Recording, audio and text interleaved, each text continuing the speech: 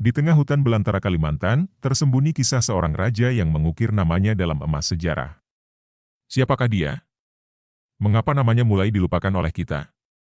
Mari kita selami sejarah kembali.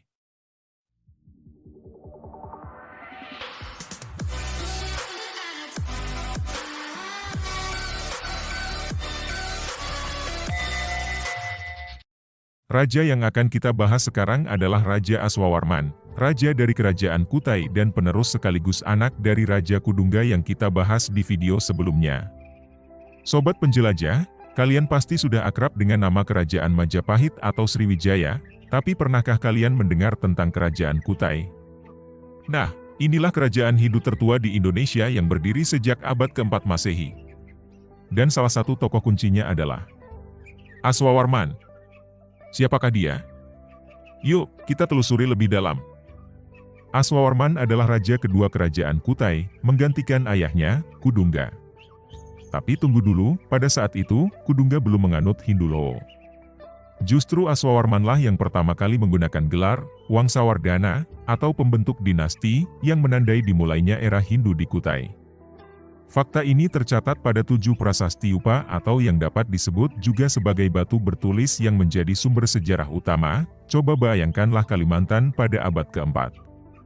Di mana terdapat banyaknya hutan lebat, sungai Mahakam yang berkelok, dan emas berkilau di mana-mana. Disinilah Aswawarman membangun kekuasaannya. Dengan strategi yang brilian, ia menjadikan Kutai sebagai pusat perdagangan rempah, emas, dan juga gading. Tak hanya itu, ia juga membangun hubungan dengan kerajaan India, di mana merupakan sebuah langkah politik yang mengubah Nusantara hingga menjadi seperti saat ini. Tapi sobat, tahukah kalian? Meski Aswawarman merupakan sosok hebat, namanya justru kalah tenar dari Mulawarman, yang merupakan putranya sendiri. Padahal, dialah arsitek sejati kejayaan Kutai. Dari sistem pemerintahan terpusat hingga ritual Veda, semua dimulai darinya.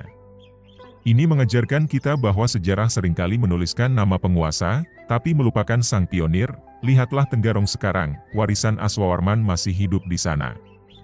Dari festival Erau hingga tarian tradisional, semangatnya mengingatkan kita bahwa memimpin bukanlah soal kekuasaan, tetapi mewariskan sebuah peradaban. Nah, sobat penjelajah, ternyata Aswawarman bukan hanya sekadar nama di prasasti, tetapi merupakan sebuah simbol yang menunjukkan bagaimana seorang pemimpin bisa mengubah hutan belantara menjadi sebuah pusat dari peradaban.